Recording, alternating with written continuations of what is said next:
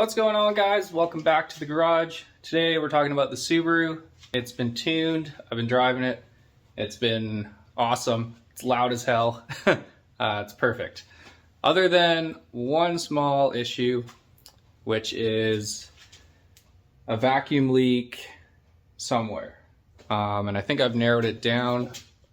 So yeah, I'll go through that with you and show you what I've sort of found and where I think this vacuum leak is coming from.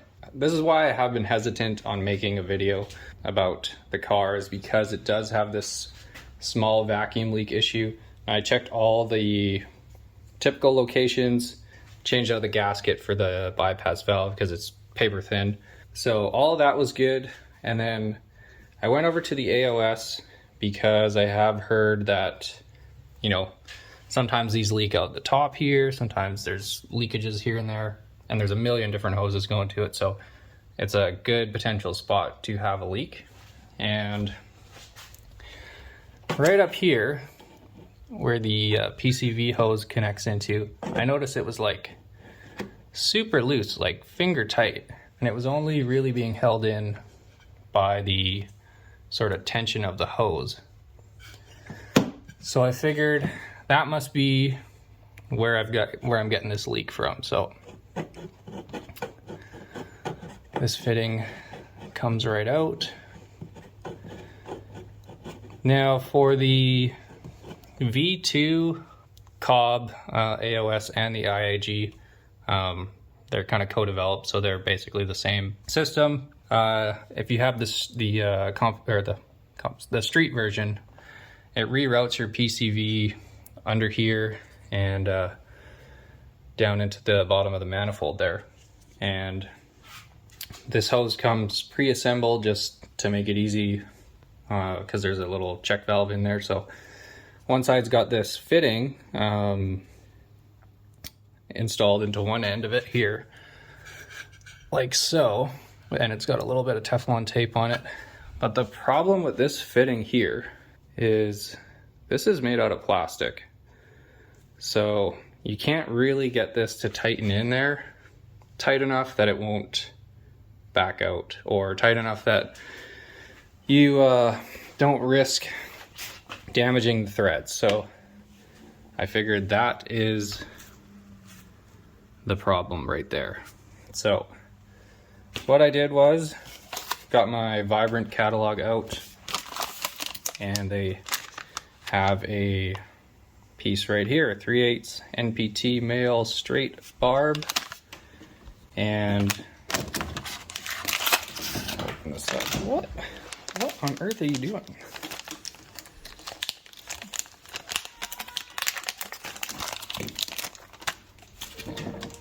So this is a nice aluminum piece. Sorry. So this is a nice aluminum piece here. And you know, while this is an Eldon James piece, that little EJ on there stands for Eldon James. These are high quality plastic fittings, but I don't think it's the right choice for this application. And I really don't understand why Cobb and IAG didn't include something like this, because, you know, in Canada, this is only 12 bucks. So an additional $12 for a system that's already quite expensive. I don't know why you'd cut costs on this. And definitely in the States, this would be a lot cheaper. Definitely with a bigger company and a lot more buying power, this would even be more cheap. So I really don't understand why they didn't include something like this.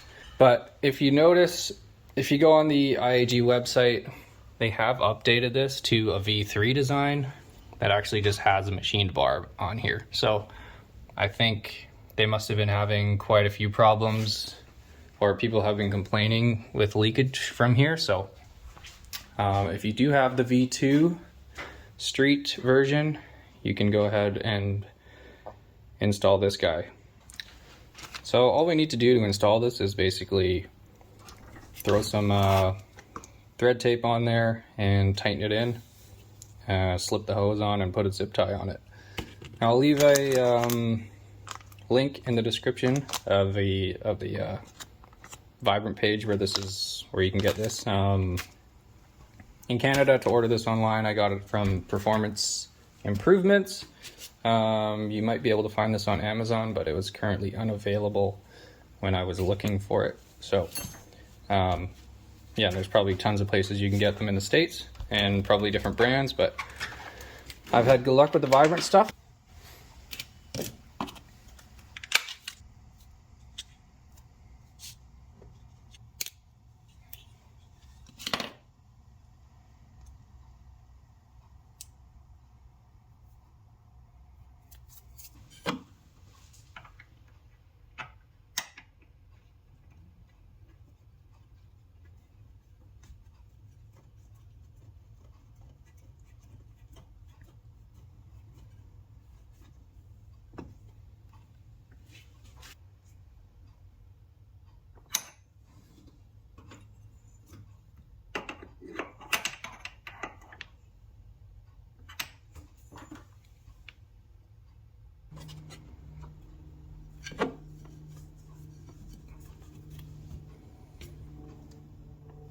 Okay, so there we go. That's the new Vibrant aluminum fitting threaded in there. And I've just reattached this PCV hose. And instead of zip tie, I've used a little spring clip.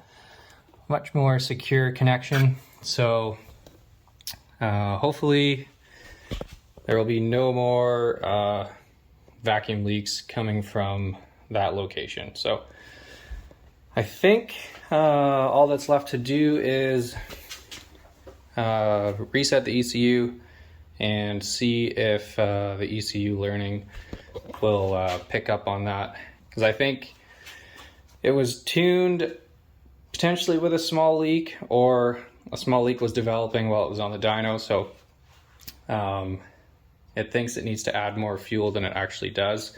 The learning says it's pinned at 25, so yeah, it thinks that it needs fuel, but then the correction stays at 0, so it's a little weird. But yeah, we'll see what the car does, and hopefully that solves the issue. So yeah, a cheap, $10 Canadian fix or modification to this Cobb / IAG V2 AOS, Street AOS. Yeah, much cheaper than switching over to the competition version, which just eliminates that whole thing. But yeah, that's about it for today. So yeah, thanks for watching.